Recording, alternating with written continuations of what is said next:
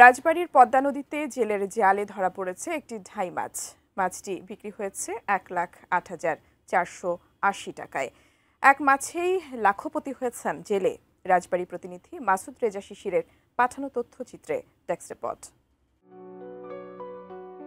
বৃহস্পতিবার সকালে ২২ কেজি ৬০০ গ্রাম ওজনের ওই ঢাই মাছটি বিক্রি করেন দৌলদিয়া ঘাট এলাকার মাছ ব্যবসায়ী মোহাম্মদ শাহজাহান শেখ। মানিকগঞ্জ জেলার জাফরগঞ্জ এলাকার জেলে জীবন হালদার বৃহস্পতিবার ভোর ৪টার দিকে একই জেলার হরিরামপুর উপজেলা এলাকায় পদ্মায় মাছ শিকার করছিলেন।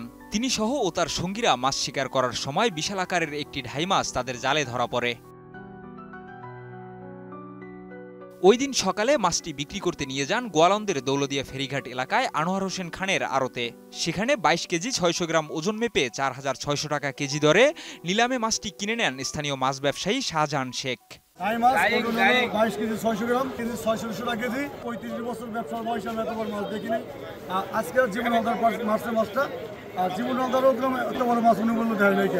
বসুন্ধরা টিস্যু, অশুদ্ধতার বিরুদ্ধে এক বিন্দুও ছাড় নয়। দৌলদিয়া ৫ নম্বর ফেরিঘাট এলাকার মাছ ব্যবসায়ী মোহাম্মদ শাহজাহান শেখ বিষয়টি নিশ্চিত করে বলেন, গত ৩৫ বছর ধরে এই দৌলদিয়া ঘাটে মাছ ব্যবসা করছি, কিন্তু এত বড় ঢাই মাছ আগে কখনো দেখিনি। পদ্মা নদীর ঢাই খুব সুস্বাদু, প্রচুর চাহিদা থাকলেও এমন আকারের ঢাই সহসা পাওয়া যায় না।